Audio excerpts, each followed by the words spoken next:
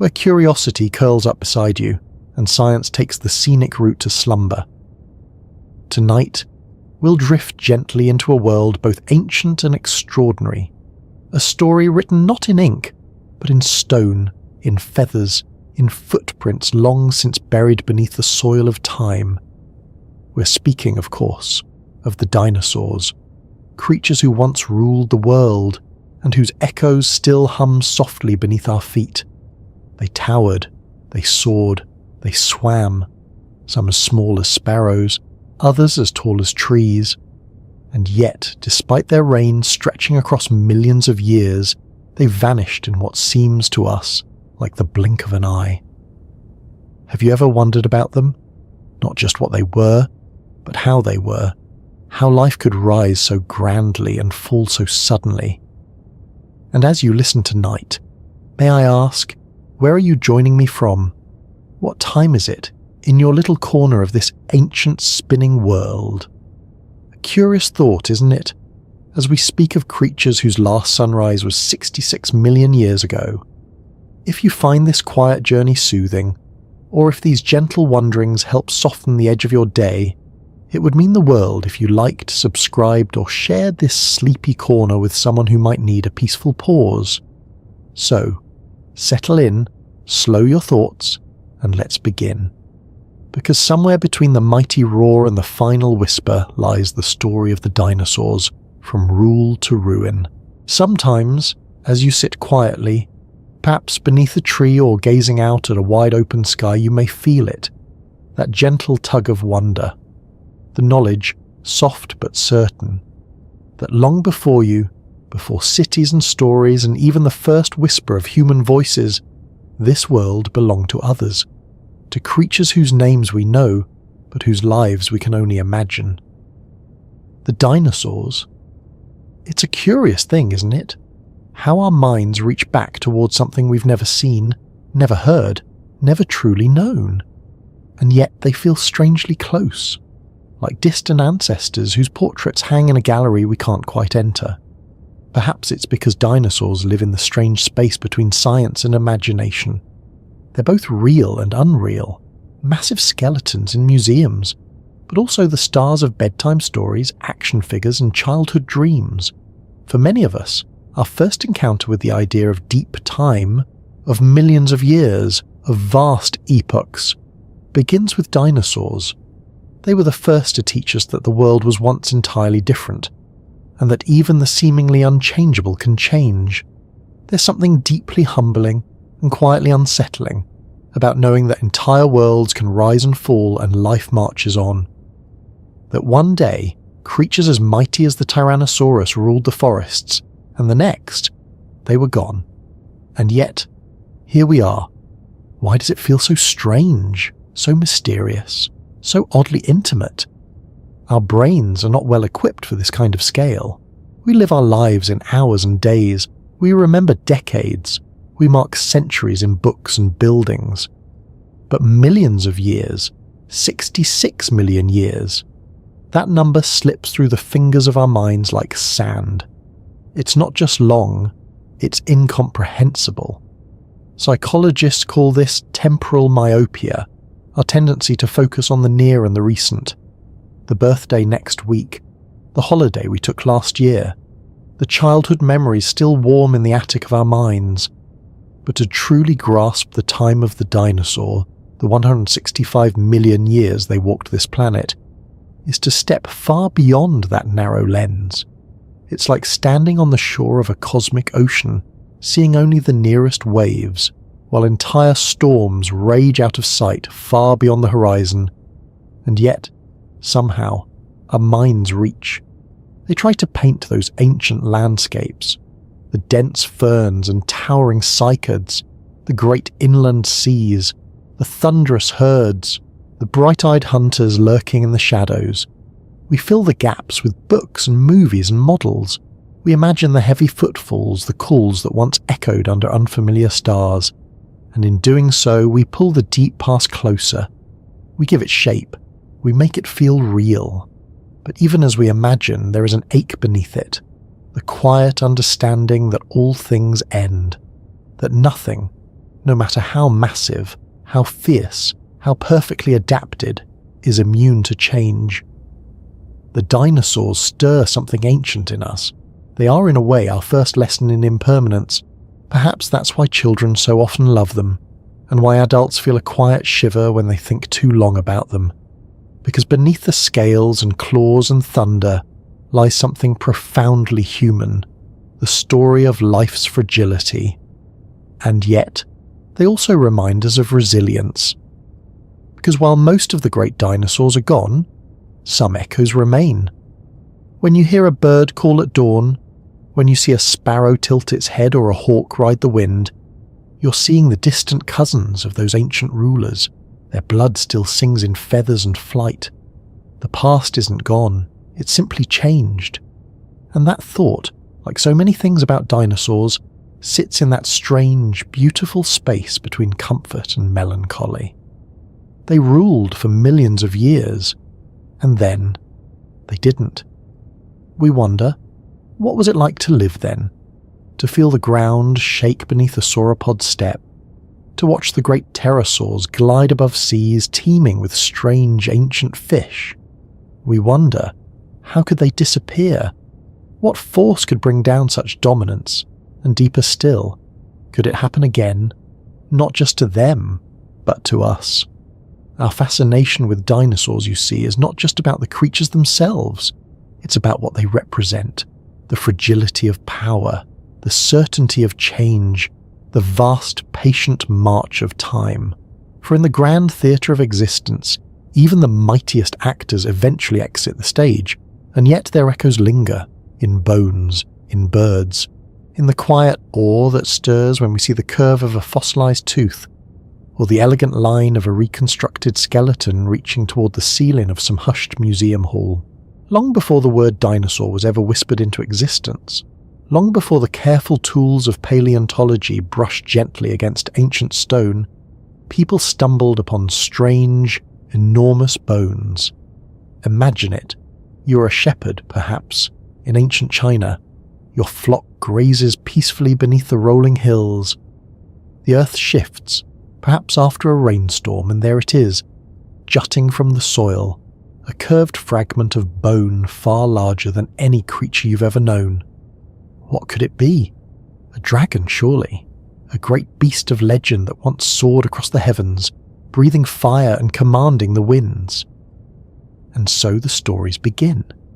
In many parts of the world, these early discoveries gave rise to mythologies, stories of giants, of monsters, of gods locked in ancient battles.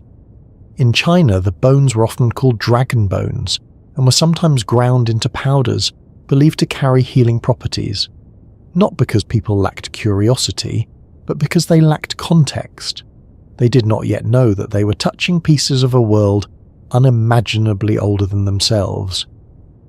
In medieval Europe, similar discoveries fueled tales of dragons and behemoths. Massive femurs or skull fragments, unearthed accidentally, were seen as proof of biblical giants or mythical creatures. The earth, it seemed, was filled with the remnants of a time when monsters roamed freely. The Greeks told stories of the griffin, a creature with the body of a lion and the head of an eagle.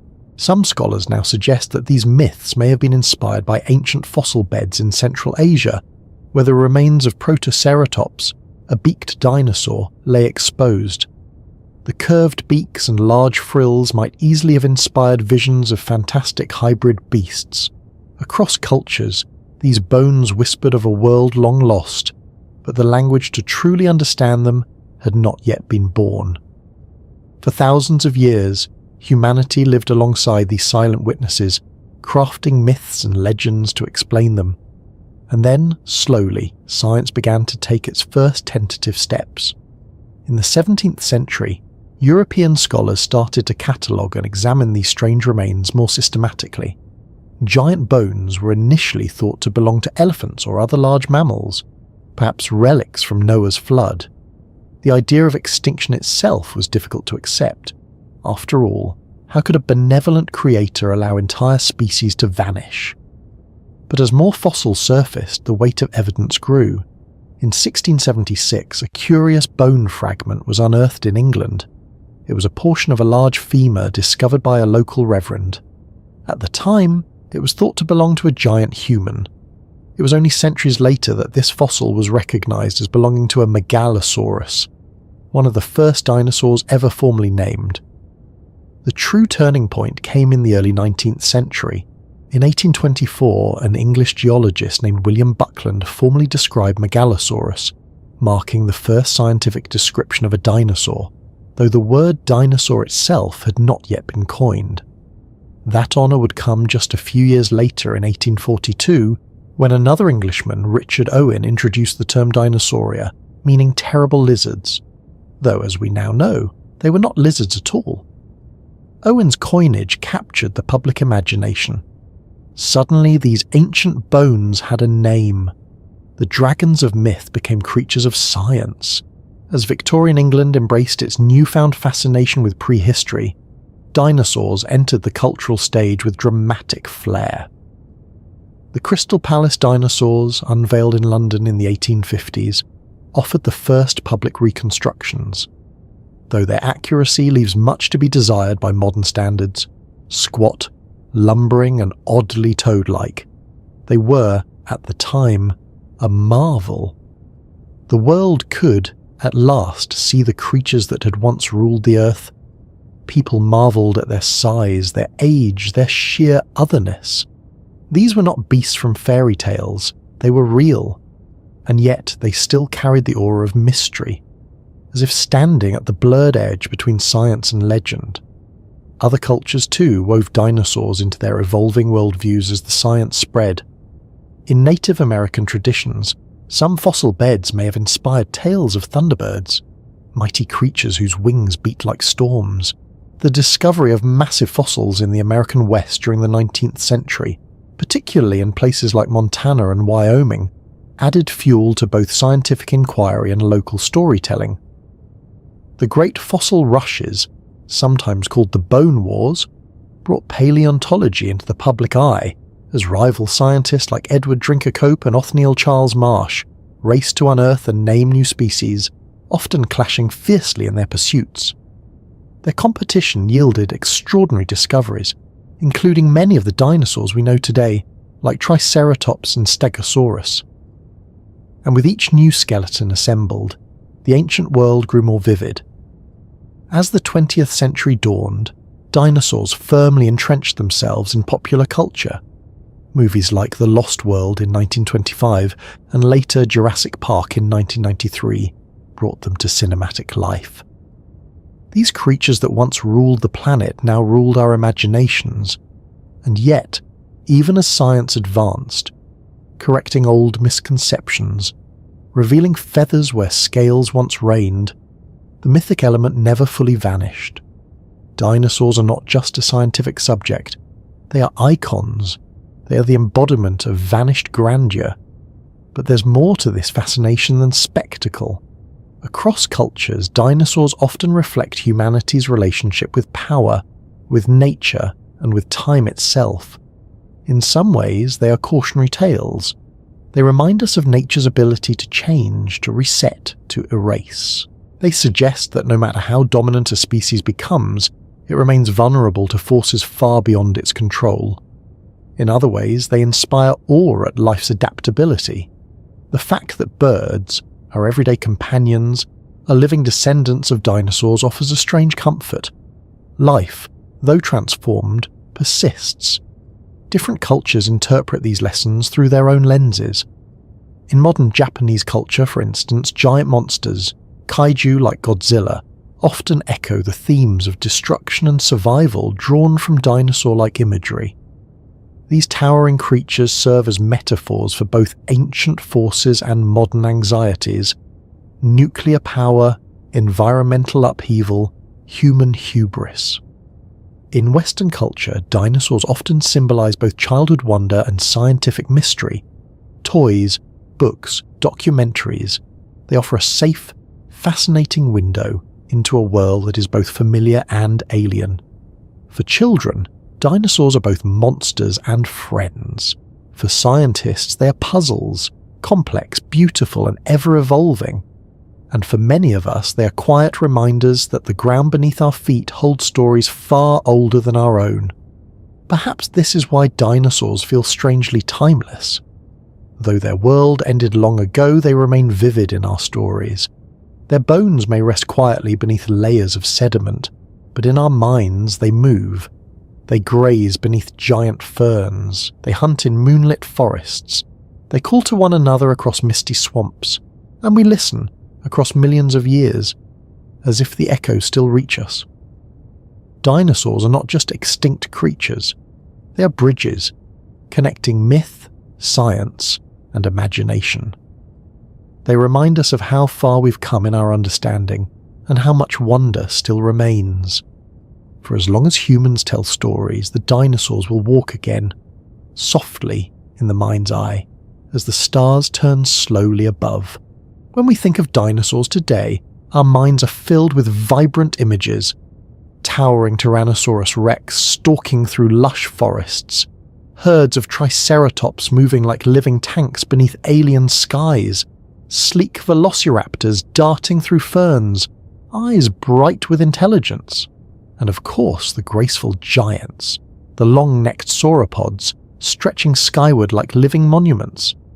But beneath these vivid pictures lies a deeper, quieter truth, one written not in colour or movement, but in stone, in chemistry, in the quiet patience of science.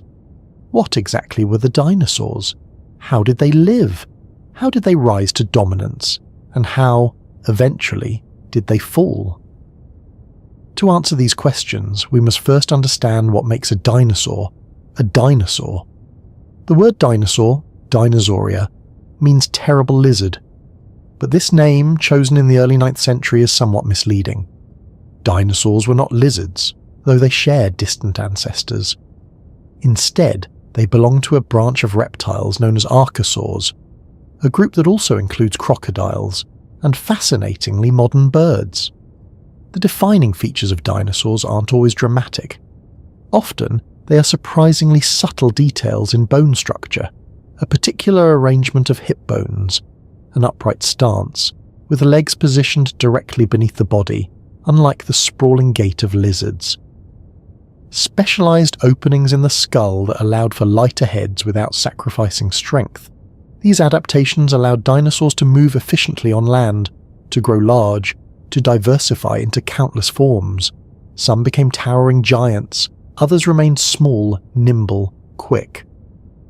And over time, this simple design, upright, efficient, adaptable, proved incredibly successful. Dinosaurs first appeared during the late Triassic period, around 230 million years ago.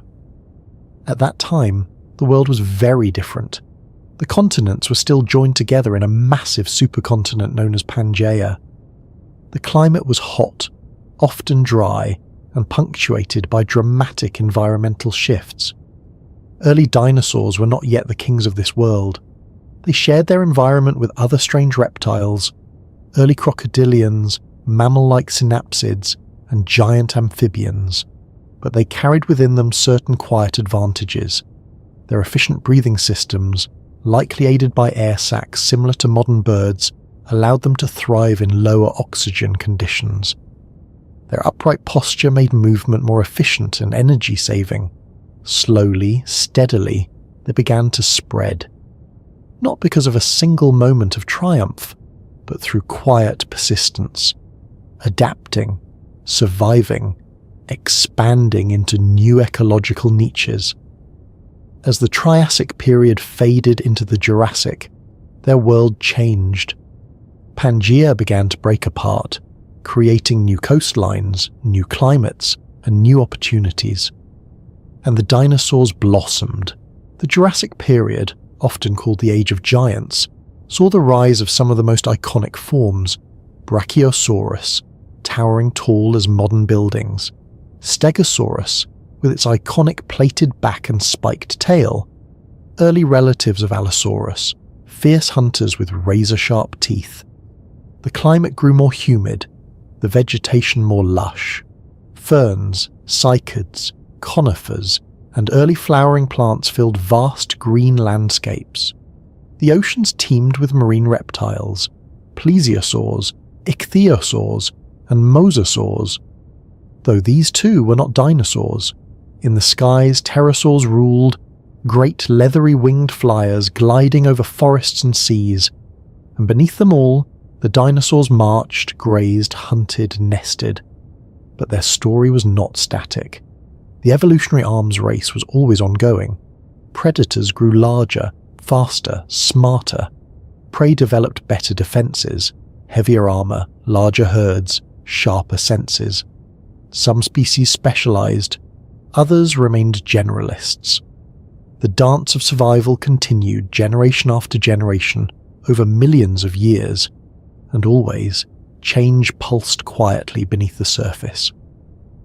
By the time the Cretaceous period arrived, around 145 million years ago, the world had transformed again.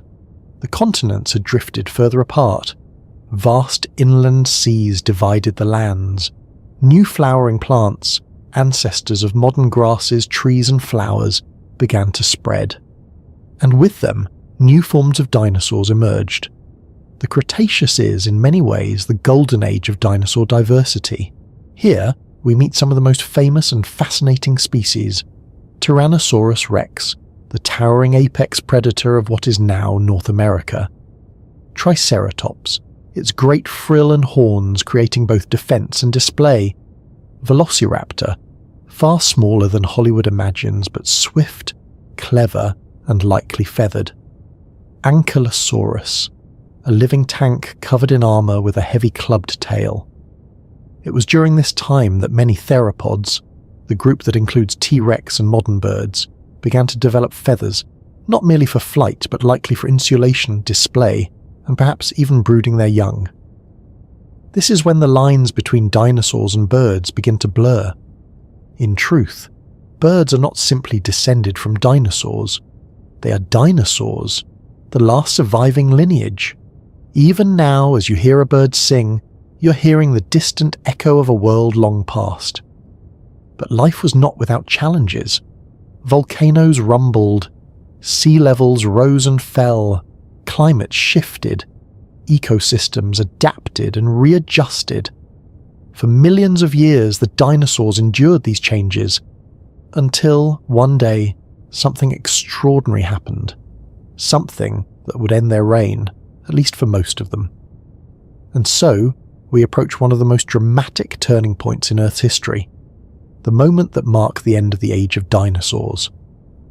The event is known as the Cretaceous Paleogene Extinction, or simply the KPG extinction, about 66 million years ago.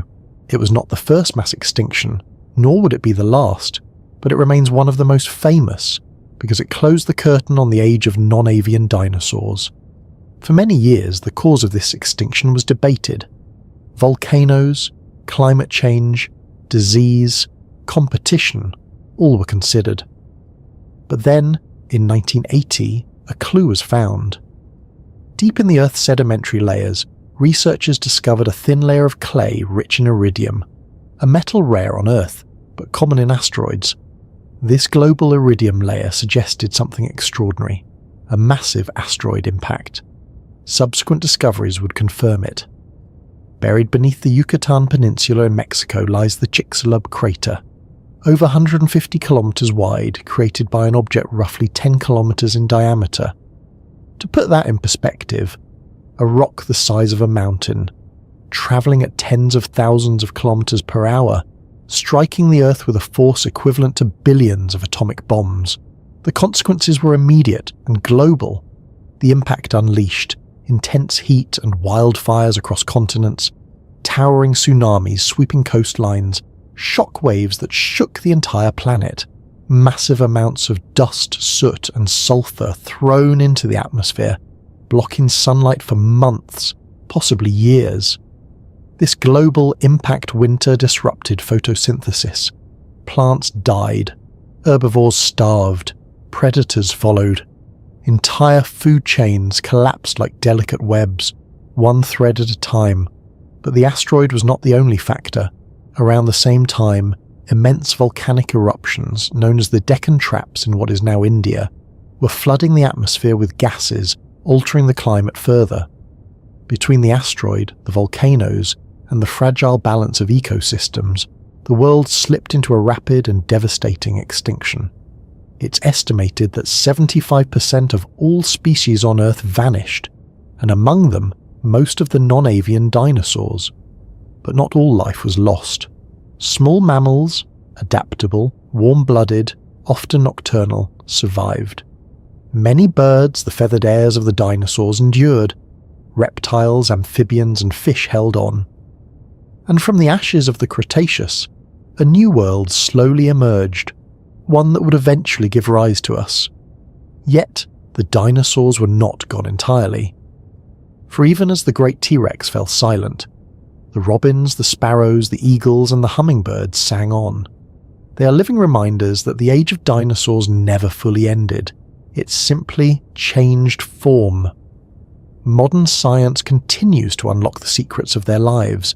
Through the study of fossils, we've learned how some species nested and cared for their young, how feathers evolved for warmth, display, and flight, how complex their ecosystems were, full of predators, prey, scavengers, and specialists. Technologies like computed tomography, ECT scanning, allow us to peer inside fossilized skulls, studying brain cavities and inner ears to infer behavior and senses. Chemical analysis of fossilized bones and teeth can reveal ancient diets. Microscopic study of growth rings in bones helps estimate lifespan and growth rates. Even fossilized skin impressions, and in rare cases pigments, give hints at colors and patterns once thought forever lost. And somewhere, preserved in amber, tiny feathers and insects offer glimpses of ancient moments frozen in golden time. The more we learn, the more the story of dinosaurs becomes not a tale of monsters, but one of nuance, complexity, and extraordinary resilience. They were not merely terrible lizards. They were diverse, adaptable, often surprisingly bird-like, and their legacy lives on, not just in bones, but in every morning chorus of bird song, in every feathered creature taking flight against the open sky. And so, in the quiet hours of the night, as we listen to the distant calls of owls or watch flocks pass beneath the moon, perhaps we're still, in some way, sharing this world with them, with the distant echoes of the dinosaurs. The more we gaze into the ancient world of dinosaurs, the more intricate and surprising their story becomes. Behind the towering skeletons and dramatic reconstructions lies a world far more dynamic than the popular images might suggest. Each fossil is a quiet fragment, a whisper of a life lived long ago, and when pieced together with care, they reveal not only creatures of great size and strength, but beings of surprising sophistication and diversity. At the heart of their success was their remarkable adaptability. This adaptability, like a quiet, invisible engine, propelled them through millions upon millions of years of shifting climates, moving continents, rising seas, and falling forests. Their survival was not a stroke of luck, but a symphony of biological innovations. Consider their breathing. While many reptiles today rely on simple lung structures, evidence suggests that many dinosaurs, particularly those closely related to birds, possessed highly efficient respiratory systems. Their lungs were likely supported by a network of air sacs that extended into their bones, creating a system that allowed for continuous airflow, far more efficient than the lungs of mammals. This design would have allowed dinosaurs to extract oxygen more effectively, granting them greater endurance and supporting their often enormous bodies in the thin, fluctuating atmospheres of the Mesozoic world. Their bones themselves carried whispers of these adaptations. Many dinosaur fossils reveal hollow structures, making their skeletons strong yet light. Even the mighty Tyrannosaurus, with its immense size and crushing bite, was built upon a surprisingly delicate internal framework. This combination of strength and lightness allowed dinosaurs to grow to sizes that seem almost impossible when viewed through our modern eyes. But size was only part of their story. Their senses, too, speak to an intricate dance with their environments. Studies of fossilized skulls and brain cavities suggest that many theropods, the group that includes both Tyrannosaurus and the earliest birds, had excellent vision. Their eyes faced forward, granting them depth perception critical for hunting. Some species may have even seen in colour, allowing them to navigate the rich and complex environments filled with vibrant plants and fellow creatures, many of which bore brightly coloured feathers or crests. Olfactory bulbs, the regions of the brain responsible for processing smell, were also well developed in many species. For scavengers like some interpretations of Tyrannosaurus, a keen sense of smell would have allowed them to detect carrion from great distances, navigating vast territories in search of food. For others, scent likely played a role in communication, mating, and even parenting. And yes, parenting, for while we often think of dinosaurs as fierce, solitary predators or indifferent grazing behemoths, the fossil record tells a more tender story in many cases. Nests, carefully constructed and sometimes found in organised colonies, suggest that some dinosaurs laid their eggs in protected environments. Fossilised embryos preserved within eggs give us glimpses of these unborn creatures, frozen in time just before their first breath. Certain species, such as the duck-billed hadrosaurs, appear to have cared for their young after hatching. Fossilised trackways show groups of mixed sizes moving together, adults and juveniles side by side, suggesting family groups or herds, where the vulnerable were protected by the strong. These complex social structures evolving over countless generations speak to an emotional depth we're only beginning to understand. Communication, too, likely played a critical role in their societies. Many species possessed elaborate crests, frills, and horn structures, not just for defense or display, but potentially as resonating chambers to produce calls that carried across forests and plains. Imagine the low, haunting bellows of a Parasaurolophus echoing through the dawn mist, signalling its presence to distant companions, or the deep rumble of a sauropod communicating across great distances, its massive body resonating like a living drum. The diversity of their shapes and sizes remains staggering. Some, like the titanic Argentinosaurus, stretched over 100 feet long, their enormous bodies moving with slow grace across floodplains and ancient river deltas.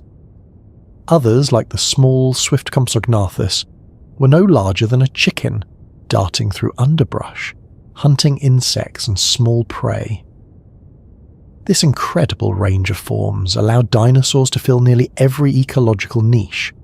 They grazed, they hunted, they scavenged, and some may have even fished. There were armoured ankylosaurs, their backs shielded by bony plates and clubbed tails that could shatter the legs of would-be predators. There were the spinosaurids, with their crocodile-like jaws and semi-aquatic habits, possibly wading through shallow waters in search of fish. And of course there were the raptors, small but highly intelligent hunters with sharp claws and strong gripping hands. Fossil evidence shows that many of these species bore feathers, suggesting that plumage may have originally evolved not for flight, but for warmth and display. These early feathers would later serve as the foundation for one of the greatest evolutionary stories of all, the rise of flight. The path from grounded dinosaur to soaring bird was not a sudden leap, but a series of gradual steps, each small change building upon the last. Fossils of creatures like Archaeopteryx, with its combination of teeth, clawed wings and long bony tail, capture a moment in this transition, part dinosaur, part bird, suspended in the evolutionary twilight between ground and sky. Yet even as feathers blossomed and wings unfurled, many other dinosaurs continued to thrive on the ground, perfectly suited to the roles they'd carved for themselves over millions of years. While some species experimented with flight, others perfected grazing, hunting, or armoured defence. The diversity of their strategies was a testament to the power of evolution's slow, persistent hand. For in truth, dinosaurs were not an isolated curiosity, but rather an integral part of Earth's ever-shifting web of life. Their world was shared with early mammals, insects, flowering plants, and towering forests that breathed under skies filled with flying reptiles and swarming insects. Together, these living systems danced through the slow cadence of deep time, adjusting and adapting as continents shifted and climates warmed and cooled. As paleontology advances, we uncover ever more intimate glimpses of their lives.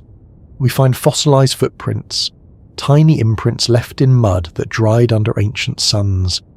These tracks reveal not only movement, but behavior, how they walked, how fast they ran, how they grouped together or moved alone. Some trackways show herds traveling in unison, parents guiding young. Others capture predator and prey locked forever in a silent chase across vanished plains. We also discover fossilized skin impressions, delicate textures preserved against all odds. Some show pebbly scales, while others suggest soft, filamentous coverings, early feathers perhaps, hinting at a world more colourful and textured than the drab, leathery skin often portrayed in older reconstructions. We now know that dinosaurs may have displayed a wide range of colours and patterns, using visual signals to attract mates, deter rivals, or camouflage themselves against the dappled light of dense forests. Even their diets are slowly being reconstructed through the careful study of fossilised stomach contents and coprolites, ancient droppings that, though humble, reveal detailed secrets of ancient meals.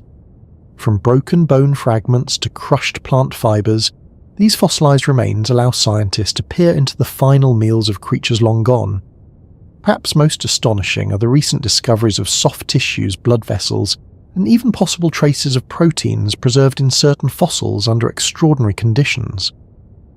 These rare finds offer tantalising possibilities for the study of ancient biology at the molecular level, drawing us ever closer to understanding not just how dinosaurs lived, but how they grew, aged, and died. The slow, patient work of paleontologists continues to fill in the gaps, one fossil at a time. Each discovery reshapes our understanding, pulling back the curtain on a world that feels simultaneously distant and strangely close. For as alien as their world might seem, filled with towering beasts and strange forms, the story of dinosaurs is ultimately the story of life's capacity for change, for survival, and for transformation. And while their reign has ended, their legacy endures, not just in bones, or in the birds that carry their lineage forward, but in the quiet awe they inspire within us. They remind us that the world is ancient, that life is resilient, and that even the mightiest kingdoms are but chapters in a far greater story.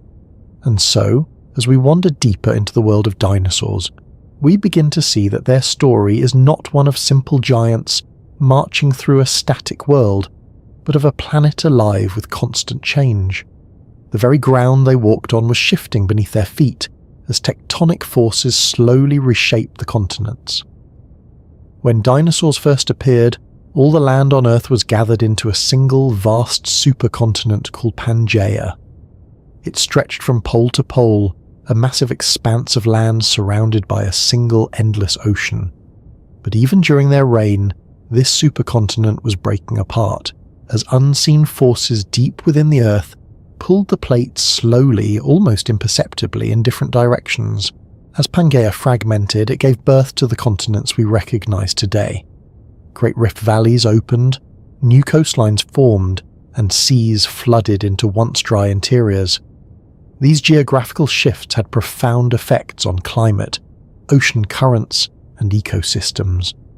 Dinosaurs, with their extraordinary adaptability, followed these changing landscapes, radiating into new habitats, diversifying into forms suited for the ever-evolving world around them. Some flourished in the hot, arid deserts of the late Triassic. Others thrived in the lush, fern-filled forests of the Jurassic, or in the warm, humid coastal plains of the Cretaceous. The world was not static, and neither were its inhabitants. Species came and went like waves upon the shore of deep time. These great shifts not only shaped where dinosaurs lived, but also how they lived. Changing climates altered plant life, and plant life, in turn, shaped the herbivores who fed on them, and the predators who hunted them. It was a web of interdependence, woven anew with each subtle tilt of the Earth's axis or slow drift of the continents. The rise of flowering plants late in the Cretaceous introduced new food sources and new opportunities. Insects too were undergoing their own evolutionary radiations, as pollinators and plant-eaters alike flourished in step with this botanical revolution. While the towering ferns and cycads of earlier ages still stood, fields of flowering plants began to carpet the land, painting the world in colours never before seen.